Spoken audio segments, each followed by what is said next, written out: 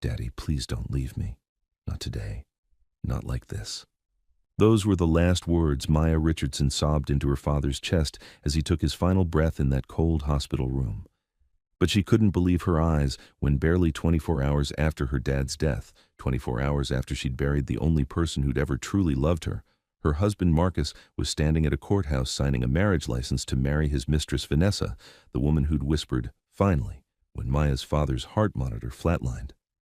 Maya stood there, 6 months pregnant with a baby that would never meet its grandfather, clutching her father's worn jacket that still smelled like him, watching through tears as her husband married his mistress, while her dad's grave dirt was still fresh under her fingernails from placing roses on his casket that very morning. But what shattered Maya's heart into pieces so small she could barely breathe wasn't just watching her husband marry his mistress 24 hours after her dad's death.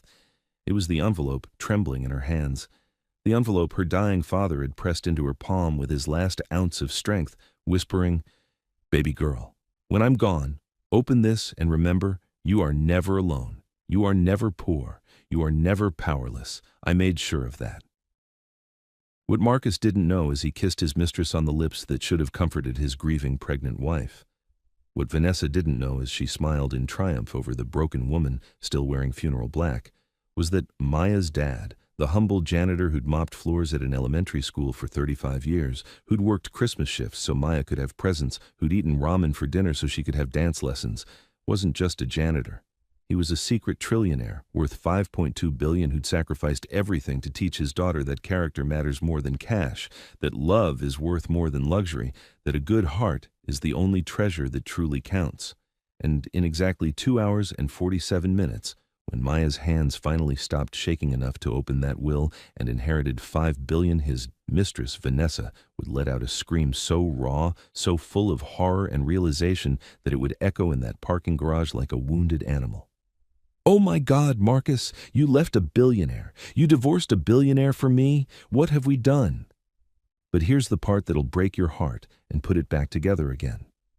3 weeks before he died, Maya's dad called his attorney from his hospital bed, his voice weak but his mind sharp, and said, "Harold, I need you to listen carefully. My son-in-law is going to leave my daughter. I can see it in his eyes. He looks at her like she's a burden now that she's pregnant and I'm dying.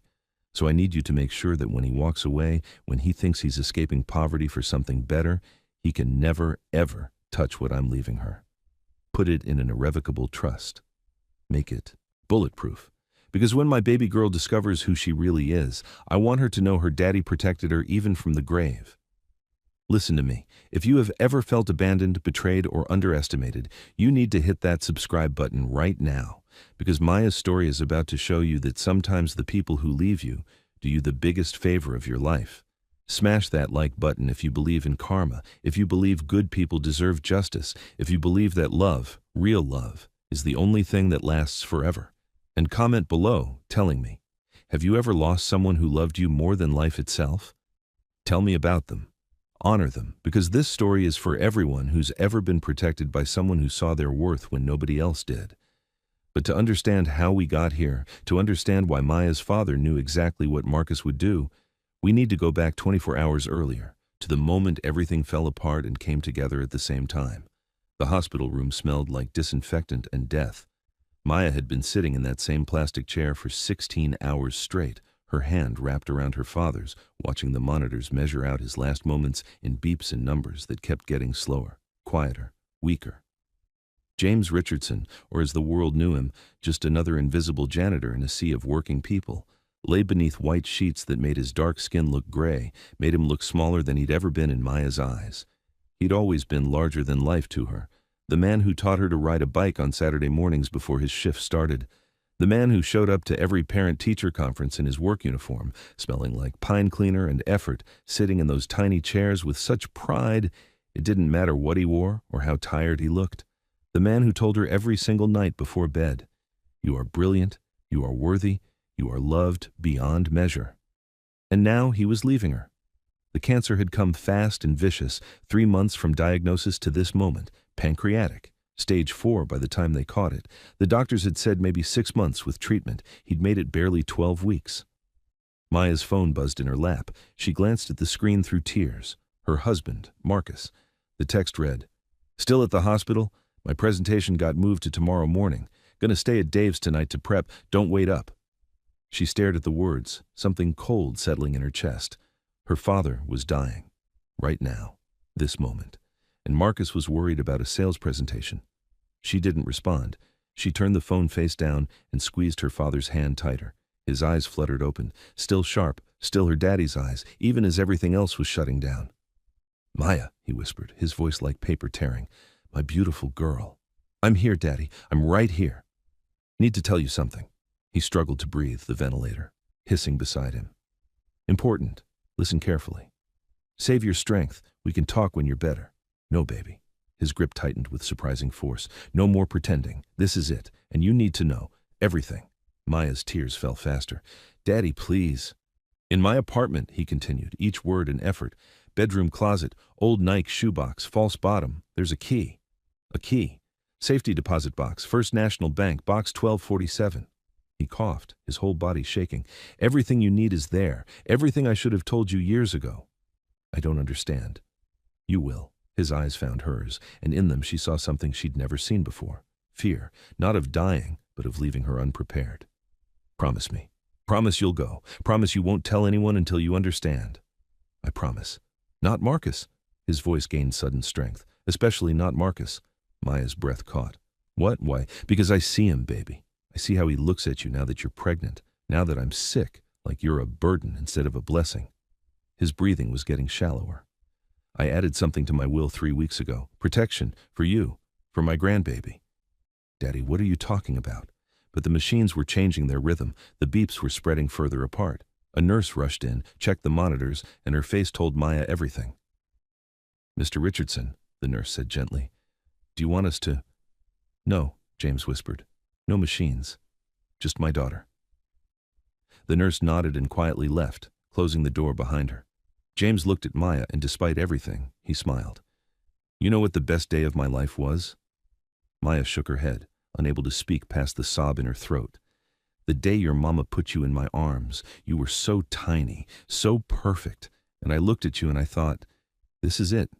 This is what I was born for. Not money, not power, not all the things my family tried to make me want. Just you.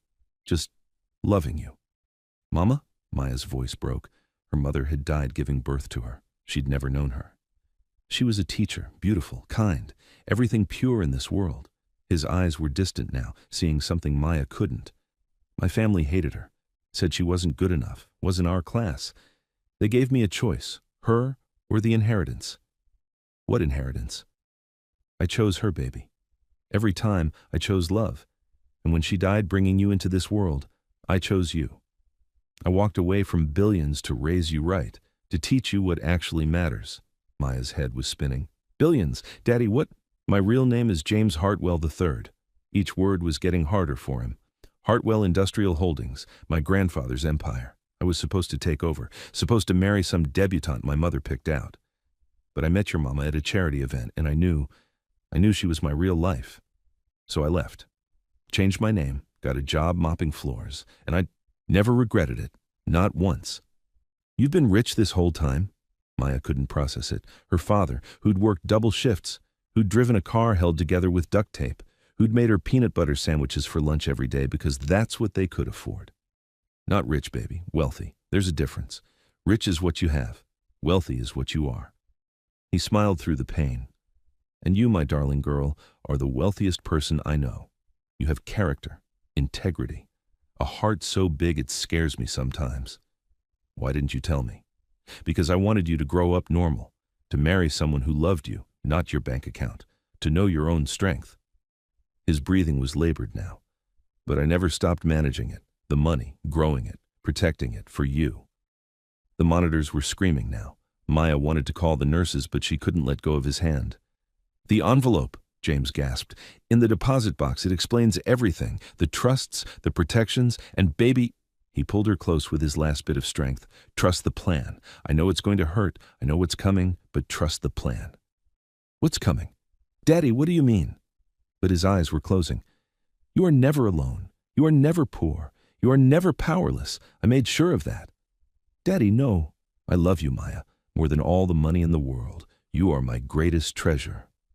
And then he was gone. Just like that. The machines flatlined. The sound echoed in Maya's ears like the end of everything. She collapsed onto his chest, sobbing so hard she couldn't breathe, clutching his worn workshirt, breathing in the smell of him one last time. Irish spring soap and coffee and love. She didn't hear the door open, didn't hear the nurses come in, didn't hear them gently tell her it was time to let go. All she heard was the silence where her father's voice used to be, and in her pocket, her phone buzzed again. Marcus, "Hey babe, Dave's girlfriend is here too. We're all gonna grab drinks, probably be a late night. You good?"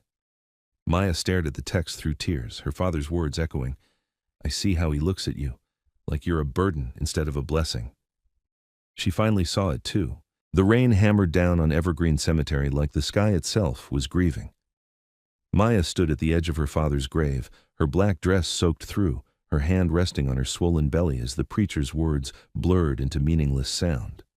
She couldn't hear him over the roar in her head, the desperate voice screaming that this couldn't be real, that any second now her daddy would walk up behind her and say, "Just kiddin', baby girl, I'm not going anywhere."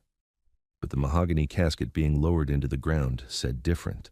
The roses she'd placed on top, his favorite yellow ones, were already wilting in the rain, petals washing away into the mud. There were maybe 30 people there, former co-workers from the elementary school, a few neighbors, some distant cousins who'd shown up out of obligation, people Maya barely recognized. Her father had lived quietly, loved deeply, and died leaving a hole in the world that felt too big for Maya to survive. Marcus stood beside her, but he might as well have been on another planet. He held an umbrella over his own head, not hers. He checked his phone every few minutes, his jaw tight with impatience. When the preacher said, "Ashes to ashes, dust to dust," Marcus sighed loud enough for Maya to hear it. She looked at him then, really looked at him, and saw a stranger. This man who'd promised to love her in sickness and health, for better or worse, couldn't even pretend to care that she'd just lost everything. After the service, as people filed past offering condolences Maya would never remember, Marcus leaned close and whispered, "I need to head out. Got a thing with some clients." Maya turned to him slowly. "A thing?" "Marcus, we just buried my father." "I know, babe, and I'm sorry, but this deal has been in the works for months. I can't just—" "Your wife just buried her father." Her voice was flat, dead. "And you have a thing." He had the decency to look uncomfortable. "Look, you've got people here. You'll be fine. I'll see you at home later." He kissed her forehead, quick, perfunctory, the way you'd pat a dog, and walked away. Through the rain, toward the parking lot, pulling out his phone before he'd even made it to his car, Maya watched him go, something breaking inside her that she didn't have a name for yet. An elderly woman approached, Mrs. Chen, who'd worked the front desk at her father's school. She pulled Maya into a fierce hug that smelled like lavender and mothballs. "Your daddy was the best man I ever knew," she whispered. "He talked about you every single day. You were his whole world." Maya couldn't speak. She just nodded, tears mixing with rain on her face.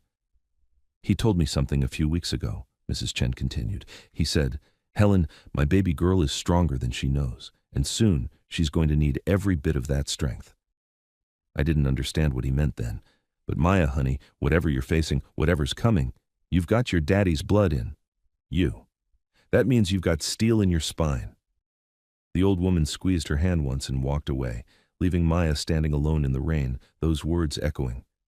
Whatever's coming. Her father had known. Somehow, he'd known.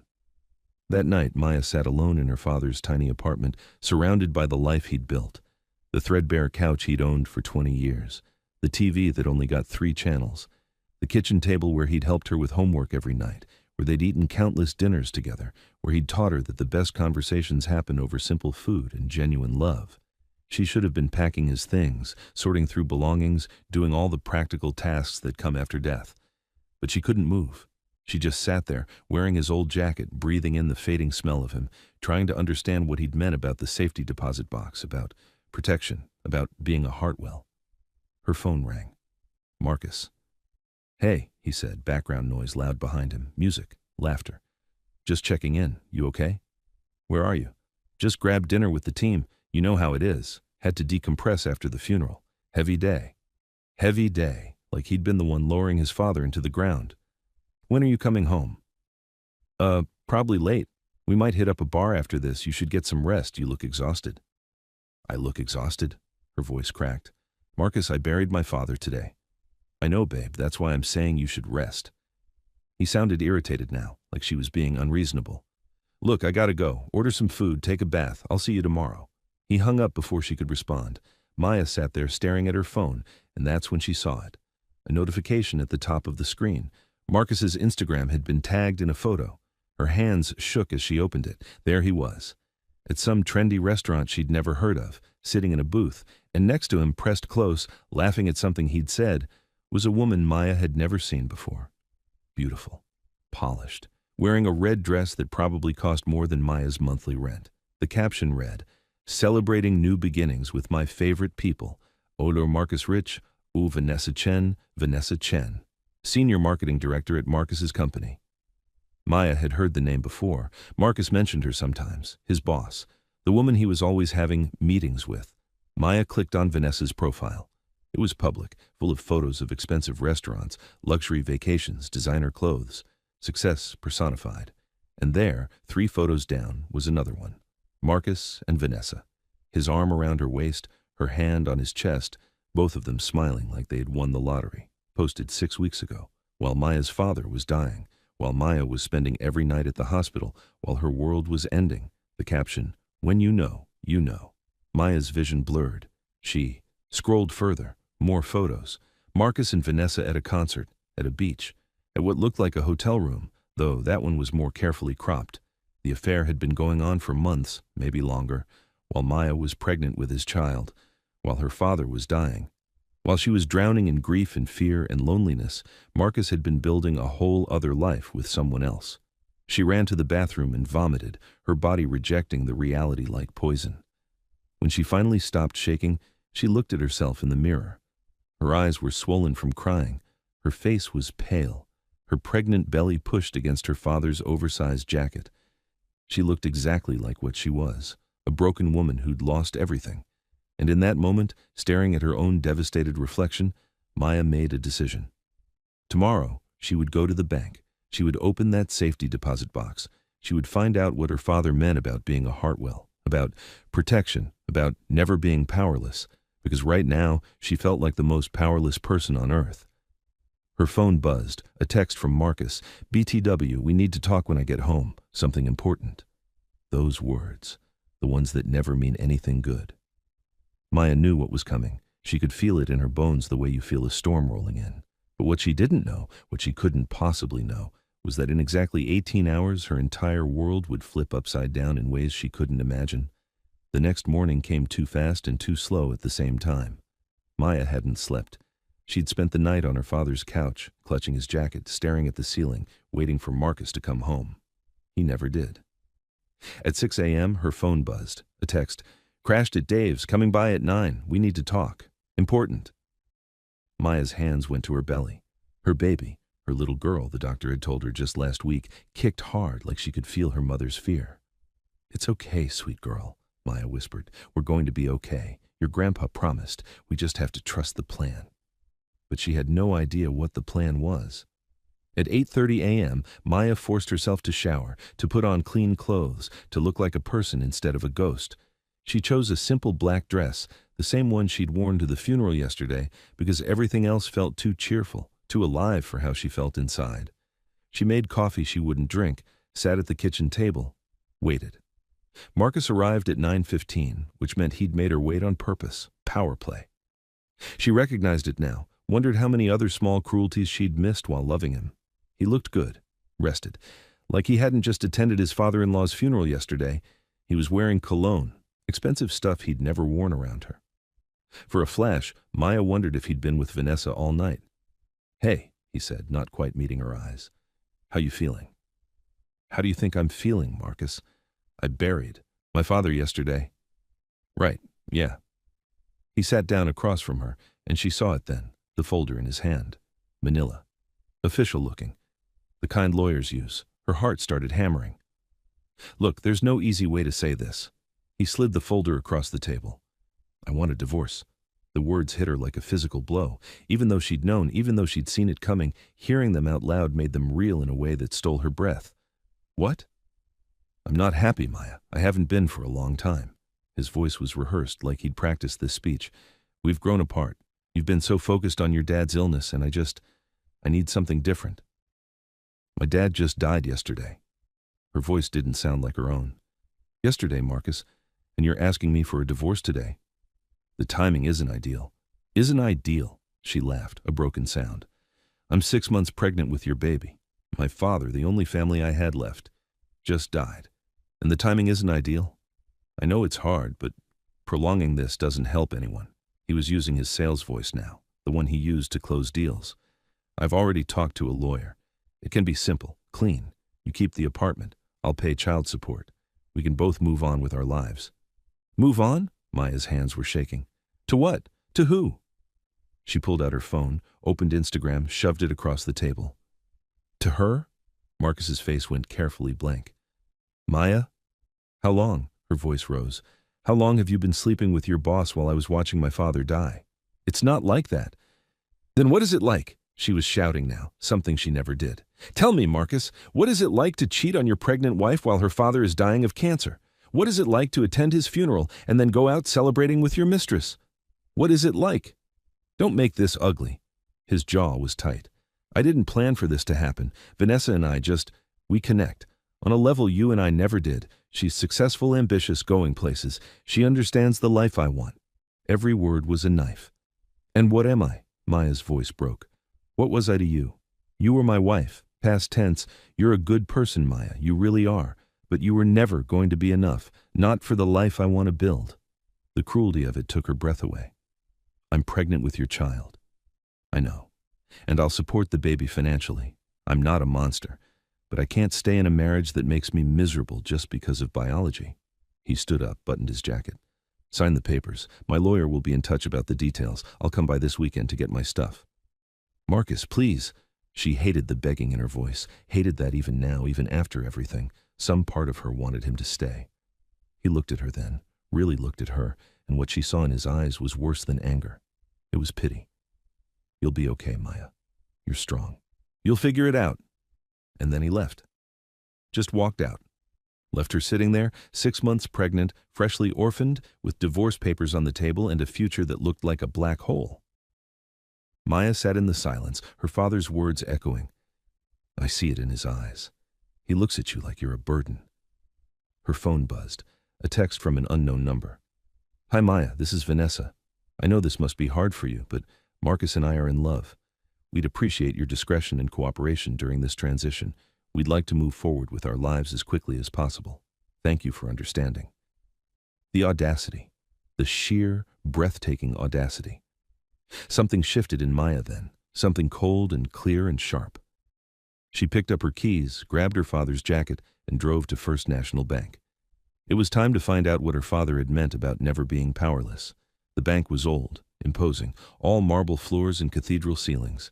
Maya walked up to the information desk, her pregnant belly leading the way, and said, "I need to access safety deposit box 1247. The woman's fingers flew over her keyboard. Then she paused, looked up at Maya with new eyes. "One moment, please. I need to get the manager." A man in an expensive suit appeared within minutes. "Miss Richardson, I'm Gerald Whitmore, branch manager. Please, follow me." He led her to a private room, used 2 keys to open the box, and then quietly excused himself. Inside was a single large envelope. Maya's hands shook as she opened it. The first thing she saw was a letter in her father's handwriting. But beneath it were documents, so many documents, stock certificates, property deeds, bank statements with numbers that didn't make sense. She read the letter first. "My dearest Maya, if you're reading this, I'm gone. And you're probably confused, maybe scared, definitely grieving. I'm so sorry I'm not there to explain this in person, to hold you while you process it, to see your face when you realize who you really are. But baby girl, it's time you knew the truth about the Hartwell family, about me, about everything I've been protecting you from and protecting for you all these years." Maya read the whole thing, tears streaming down her face, her mind struggling to process what her father was telling her. He was James Hartwell III, heir to a $3 billion empire. He'd walked away at 23 to marry her mother, the woman his family said wasn't good enough. He'd changed his name, taken a janitor job, built a real life based on love instead of money. But he'd never given up the inheritance. He'd just hidden it. managed it quietly through lawyers, let it grow, protected it, for her. And 3 weeks before he died, knowing what Marcus would do, he'd restructured everything.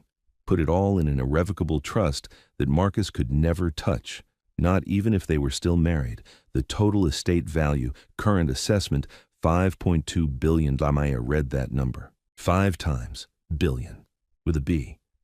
Her father, her daddy, who'd eaten ramen for dinner so she could have dance lessons, had been worth $5 billion, and he'd left every penny of it to her. There was a final paragraph in the letter that made her sob out loud. I know what Marcus is going to do, baby girl. I've seen it in his eyes for months now. He's going to leave you. He's going to hurt you in ways that will make you question everything. But I need you to understand something. Him leaving is the greatest gift he could give you. Because now you'll know that when he chose to go, he had no idea what he was walking away from. He left you because he thought you were poor, because he thought you were weak, because he thought he could do better. And Maya, my darling daughter, I need you to let him go. Let him marry his mistress. Let him build his little life. And when you're ready, when you've healed, you show him and her and the whole world exactly who Maya Richardson Hartwell really is. Not with cruelty, not with revenge, but by building a life so beautiful, so meaningful, so powerful that they spend the rest of their days choking on regret. That's the Hartwell way. We don't destroy our enemies. We simply become so magnificent they destroy themselves. Trust the plan, baby girl. I love you more than all the billions in the world. Daddy. Maya sat in that room for 2 hours, reading and rereading every document, every letter, every piece of her father's secret life. Then she pulled out her phone and called the law firm whose card was attached to the documents, Hartwell and Associates. A man answered immediately. Miss Richardson, we've been expecting your call. I'm Harold Ashford, your father's attorney, and your cousin, actually. Your father was my Uncle James. I'd very much like to meet with you to explain everything and begin the transition of assets. Would tomorrow work? Tomorrow? Maya's voice was hollow. My husband just asked me for a divorce this morning. I know. Harold's voice was gentle. Your father predicted that would happen. He had me prepare something special for that exact scenario. Maya, I'm so sorry for your loss. Your Uncle James was the best man I ever knew. But I promise you, he's still protecting you. Everything is in place. Everything is going to be okay. Maya ended the call and sat in the silence, her hand on her belly, her mind reeling. Marcus had asked for a divorce because he thought she had nothing. Because he thought Vanessa, with her 6-figure salary and her designer clothes, was a better bet. He had no idea he'd just walked away from $5 billion. And tomorrow, Maya was going to start learning exactly what that meant. But first, she had to sign those divorce papers. She had to let him go. Not because she was weak, but because her father had taught her something Marcus would never understand. True power doesn't announce itself. It waits, it watches, it moves when the time is right. Maya drove home, signed every page Marcus had left her, and placed them in an envelope addressed to his lawyer. Then she opened her laptop and bought a ticket to New York for the next morning.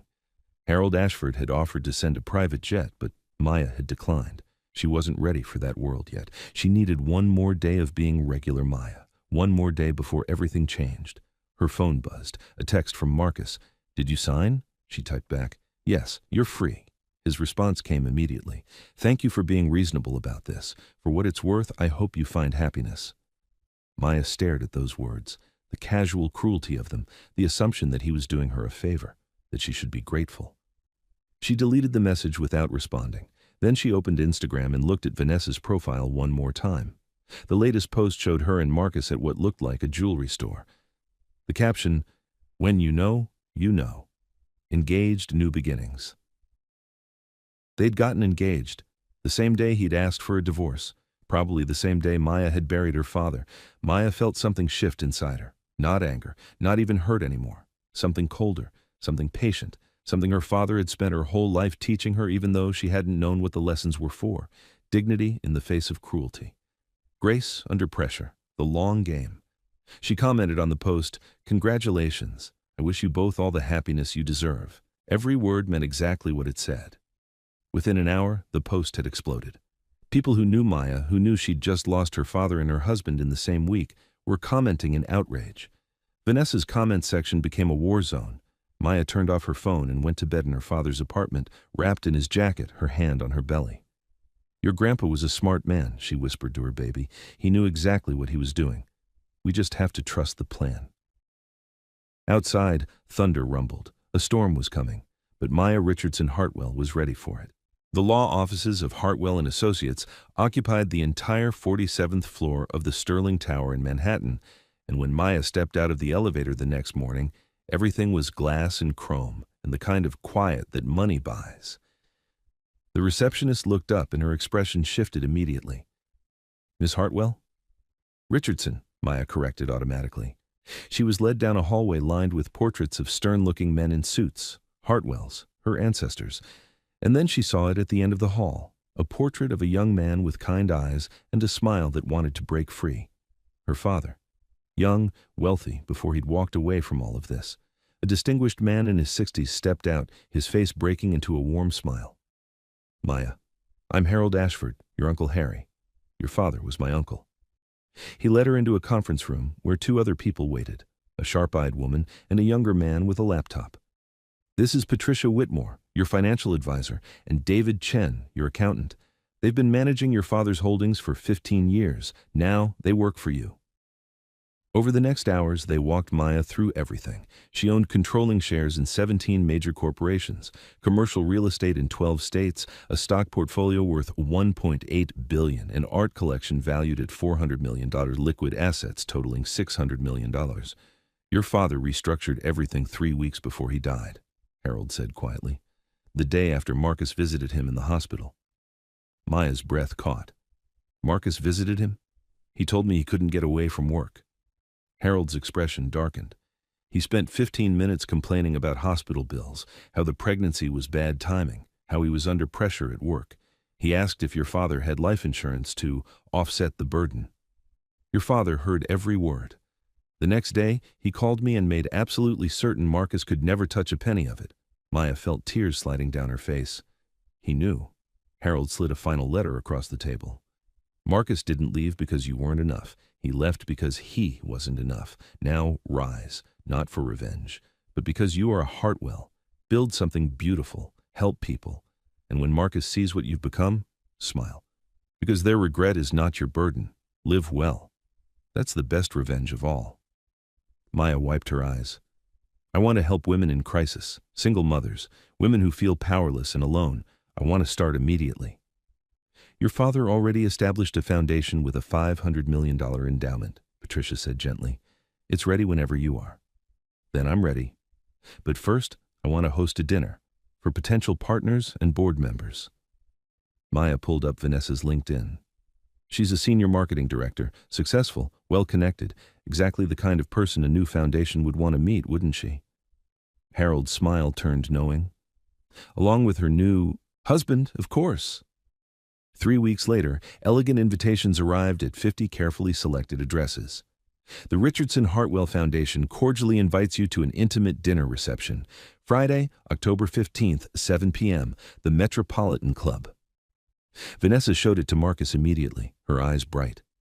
"This could be huge for my career. If I could get on their board." She RSVP'd yes within the hour. The Metropolitan Club was old money elegance, soaring ceilings, crystal chandeliers, power whispered instead of shouted. Maya arrived early in an emerald green maternity gown, diamond earrings that had belonged to her Hartwell grandmother sparkling at her ears. She was 7 months pregnant now, and she'd never felt more powerful. At 7:15, Marcus and Vanessa walked in. Maya saw them before they saw her, Marcus uncomfortable among genuine wealth, Vanessa confident in her red designer dress scanning the room for important people to impress. Harold stepped to the front. "Ladies and gentlemen, I'd like to introduce our founder and director, Miss Maya Richardson Hartwell." Maya stepped forward. Every eye in the room turned to her, including Marcus's, including Vanessa's. She watched the recognition hit them, watched Marcus's face drain of color, watched Vanessa's smile freeze and crack. "Thank you all for coming," Maya said, her voice steady. 3 months ago, I lost my father, a janitor at an elementary school who taught me that true wealth isn't measured in bank accounts, but in lives you touch and integrity you carry. What I didn't know was that my father, James Hartwell III, had walked away from his family's fortune 35 years ago to marry the woman he loved. He chose love over money. He raised me to value the same things. Marcus gripped the back of a chair, his knuckles white. When he passed, he left me his entire estate, valued at approximately $5.2 billion, but more than that, he left me a mission to help women who feel powerless and abandoned, because 3 months ago, I was one of those women. Maya's eyes found Marcus directly. I was 6 months pregnant, grieving my father's death, when my husband asked me for a divorce. He told me I would never be enough, that he'd found someone better, someone successful, ambitious, going places. Vanessa was shaking, her hand over her mouth. He divorced me, thinking I had nothing, and I let him go because my father taught me, you can't lose what's truly yours, and you can't keep what was never meant to stay. This foundation is for every woman who's been underestimated, told she's not enough, because sometimes the people who leave you do you the greatest favor of your life. She raised her glass. To new beginnings, to understanding your worth. The room erupted in applause. People rushed to congratulate her, and in the back, Marcus and Vanessa stood frozen, watching the woman they'd pitied become the center of a world they'd never touch. Marcus grabbed Vanessa's arm and pulled her toward the exit. They made it to the parking garage before Vanessa's composure shattered. The scream echoed off concrete walls, raw and full of horror. "Oh my God, Marcus, you left a billionaire. You divorced a billionaire for me? What have we done?" "I didn't know. You didn't know." Vanessa was hysterical. "Her father was a janitor. You said she was poor. You said we were trading up." "She was poor. How was I supposed to know? You left her while she was pregnant. You married me 24 hours after her father died, and she's worth $5 billion. What you lost," Marcus shot back, "you pushed me to leave her. Because you told me she had nothing." Vanessa's voice broke. "I'm the other woman in a story where the wife is one of the richest people in the state. My reputation, my career, everything is destroyed." She looked at her wedding ring and laughed bitterly. "I thought I won, but she let you go. Because you were nothing, and she knew it before we did." Vanessa pulled off her ring and threw it at him. "I can't be married to a man stupid enough to divorce a billionaire. This is over." "Vanessa, wait!" But she was gone, leaving Marcus alone with the echo of her screams and the weight of the biggest mistake of his life. Upstairs, Maya was accepting promises of support, feeling her baby kick strong and healthy. Harold approached with a knowing smile. They left rather quickly. Vanessa was screaming in the parking garage. Maya felt nothing. No satisfaction, no triumph, just calm certainty. "My father once told me the best revenge is building a life so beautiful your enemies destroy themselves watching it. He'd be very proud of you. I know. I can feel it." 2 months later, Maya gave birth to Naomi James Richardson Hartwell. Marcus was allowed supervised visits because Maya believed her daughter deserved to know her father, even if he'd proven unworthy of being in Maya's life. Vanessa moved to Boston to escape the scandal, declared bankruptcy, took a lower-paying job where no one knew about the parking garage screaming. And Maya built her foundation into something transformative. 200 women helped in the first year, rent paid, hope restored. 5 years later, Naomi started kindergarten at the same school where her grandfather had worked as a janitor. Marcus showed up to drop her off, watching his confident daughter skip into the building. "She's amazing," he said quietly. "Yes," Maya agreed. "She is." He wanted to say he'd changed, that he understood now, that he'd give anything for a second chance. But Maya's eyes were on her daughter, and he realized she wasn't thinking about him at all. She'd won not by destroying him, but by building a life so full, so meaningful, that his presence or absence made no difference. Maya stood in the morning sunlight, her father's words echoing. "You are never alone. You are never poor. You are never powerless." And she knew he'd been right. Not because of the billions, but because he'd raised her to know that true power comes from within. True wealth is measured in love, and the people who leave you are making room for the life you were always meant to live. So if you've ever felt abandoned, betrayed, or told you weren't enough, remember Maya's story. Sometimes the people who walk away are doing you the biggest favor of your life. Now I want to hear from you. Where are you watching this from? Lagos, New York, London, somewhere else? Drop your location in the comments right now. And if this story moved you, if it reminded you that you're stronger than you know, hit that subscribe button and turn on the notification bell so you never miss a story like this. Because you are never powerless. You just might not know it yet. Thanks for watching. And remember, the best revenge is living well.